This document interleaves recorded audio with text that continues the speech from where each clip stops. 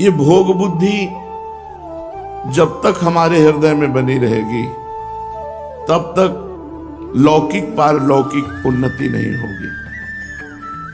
आज बड़ी दुर्दशा है कि ब्रह्मचर्य का खिलवाड़ बनाकर नाश किया जाता है।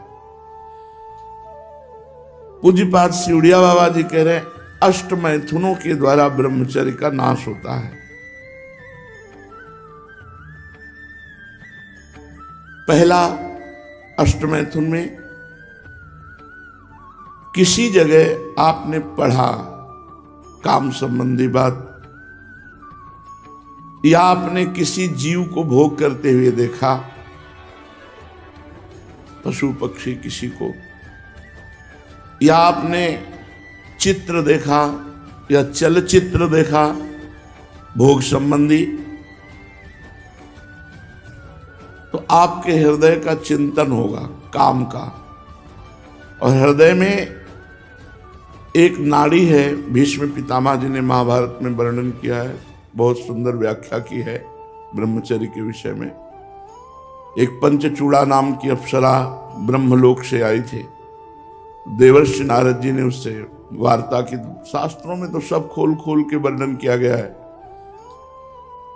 मूल जो धर्म का मूल है, अध्यात्म का मूल है, वो ब्रह्मचर्य है। इस पर चर्चा प्राय नहीं होती, संकोच होगा। और जब ब्रह्मचर्य पर चर्चा नहीं होगी तो नींव मजबूत नहीं, आप महल कितना बढ़िया बना दो भर भरा के गिर जाएगा, उसमें कोई महत्व नहीं। ब्रह्मचर्य बहुत आवश्यक वस्तु है। तो पहला है, किसी जगह हमने पढ़ा काम संबंधी बात, या हमने काम संबंधी क्रीड़ा देखी, पशु पक्षी किसी की भी, या हमने चित्र गंदा देखा या चलचित्र देखा, जो आज सिनेमा आदि में, मोबाइल आदि में आप सर्च करके देखते हैं बहुत। ये सबसे पहला अष्टमैथुन में है। इससे देखो, केवल मछली के मैथुन को देखने के कारण सौभरी ऋषि का हृदय जो भगवान के चिंतन में लगा था, हटकर स्त्री चिंतन में लगा और 50 राजकुमारियों से ब्याह किया मानधाता की। तो हमारे हृदय में एक मनोवाह नाड़ी है। कहीं हमारे शरीर में वीर्य की थैली नहीं है, जैसे पित्त की थैली या मलाशय मूत्राशय, ऐसे कोई वीर्य की थैली नहीं है। उस मनोवाह नाड़ी को रक्त की मथानी कहते हैं, जहां हम गाढ़ चिंतन काम किया। तो अष्टमैथुन में पहला मैथुन हो गया। वो मनोवाह नाड़ी पूरे शरीर से रक्त से मथ करके वीर्य को एकत्रित कर देगी। अब वो शौच के समय, जहां शौच में ताकत लगाए तहां वो निकल जाएगा, या स्वप्न के समय, रात्रि में सोते समय निकल जाएगा। बहुत इस सुनने लायक बात है, इसको यह न समझा जाए कि संसारिक बात। इसी में आज हमारी पीढ़ी नष्ट हो रही है। तो उपासक को अष्टमैथुन में पहले मैथुन का त्याग करे। ना कोई ऐसी किताब पढ़े जिसमें काम संबंधी बातें लिखी हो, ना किसी जीव को मैथुन करते हुए देखे, ना कोई चित्र ऐसा गद्दा देखे, और ना उसका चिंतन बनने पावे। चिंतन बना तो हो गया, पहला मैथुन हो गया, उसी से आप पतित हो जाएंगे। भगवान ने गीता जी में कहा, ध्यायतो विषयान पुंसान संगास्तेषु उपजायते, संगात संजायते कामा, कामात क्रोधो विजायते, क्रोधात भवति सम्मोहा, सम्मोहा स्मृति विभ्रमा, स्मृति भ्रंशात बुद्धिनाशो, बुद्धिनाशात प्रणश्यति सर्वनाश। जब हम काम का चिंतन करते हैं, वही हमारा सर्वनाश का कार्य बन गया। बहुत ध्यान से सुनो। कोई चित्र, कोई सिनेमा, कोई मोबाइल से गंदी बात, या किसी जीव को मैथुन करते हुए देखना और उसका चिंतन करना, ये पहला मैथुन हुआ। अष्टमैथुनों में एक में पतित हो जाएगा। दूसरा, 4 पुरुष बैठ करके काम संबंधी स्त्री के अंग प्रत्यंगों का वर्णन करना, काम संबंधी बातें करना, काम संबंधी अश्लील बातों में कितना सुख है ऐसा चर्चा करना, इसके चर्चा करने से चिंतन बनता है। फिर वही बात आ गई, जैसे पहले अष्टमैथुन में, दूसरे इसमें भी वही चिंतन होगा। जहां चार लोग बैठ, बोधयंता परस्परम, मच्चित्ता मदगत प्राणा बोधयंता परस्परम, कथयंति च माम नित्यम तुष्यंति च रमंति च। हमें चाहिए हम चार लोग बैठकर भगवत चर्चा करें, भगवान के रूप गुण लीला महिमा की चर्चा करें। अगर हम स्त्री संबंधी चर्चा, काम संबंधी चर्चा और काम सुख संबंधी चर्चा, तो हमारे हृदय में मनोवाह नाड़ी एक्टिव हो जाएगी, वो अपने आप हो जाएगी और आपके पूरे शरीर से रक्त को मथ करके वीर्य निकाल देगी। और वो किसी भी तरह निकले और तुम्हें पता भी नहीं चलेगा, निकल जाएगा। तीसरा, एकांत में इशारे करना, हास्य विनोद करना, काम भाव से छूना, पास बैठ करके एकांत में चिंतन बनेगा, फिर वही दुर्दशा हो जाएगी। अष्टमैथुनों में तीसरे में कभी भी कहीं भी किसी भी तरह से ब्रह्मचर्य साधन करने वाले को माताओं बहनों के साथ एकांत सेवन नहीं करना चाहिए। बलवान इंद्रिय ग्रामो विद्वानमपि कर्षति, इंद्रियां बड़ी बलवान हैं, वो बड़े बड़े विद्वानों को भी आकर्षित करके बलात् भ्रष्ट कर देती है। चौथा,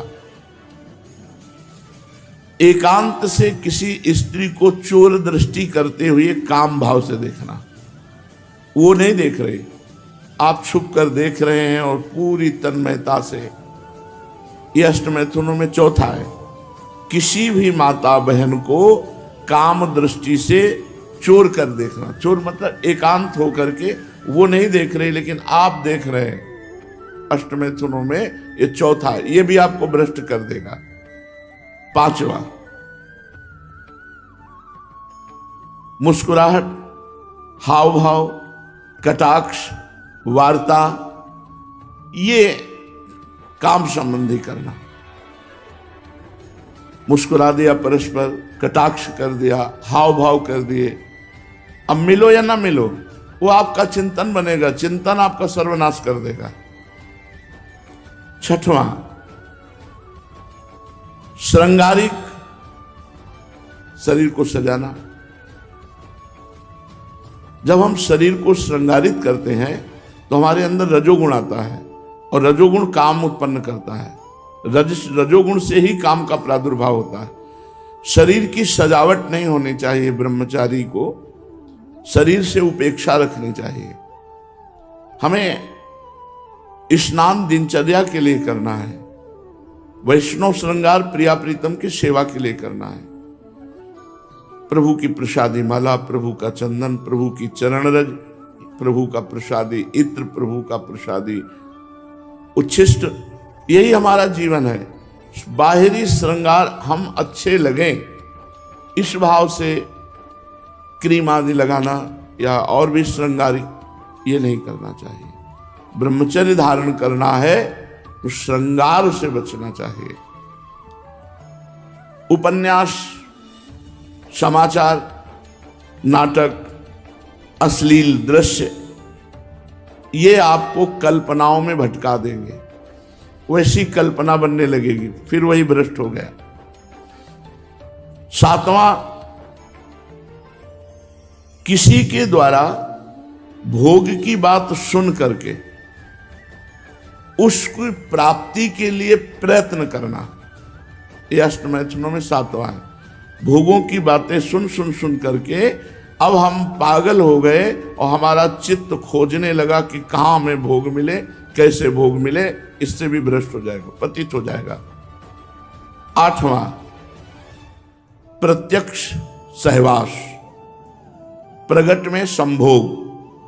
ये 8 प्रधान अष्टमैथुन कहे गए और अष्टमैथुनों में ही प्रगट संभोग के अंतर्गत ही हस्त क्रिया आती है।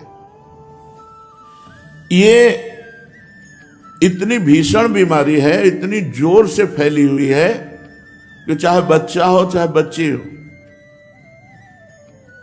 कुसंग के प्रभाव से एक 12 वर्ष के बच्चे से पूछा तुम्हें कैसे ज्ञान हुआ ये, क्योंकि लक्षण दिखाई देते हैं, जैसे चेहरे में देखो तो एक दृष्टि होती है अपने लोगों के पास, जहां उस दृष्टि से देखो तहां पता चल जाता है ब्रह्मचारी है कि नहीं है।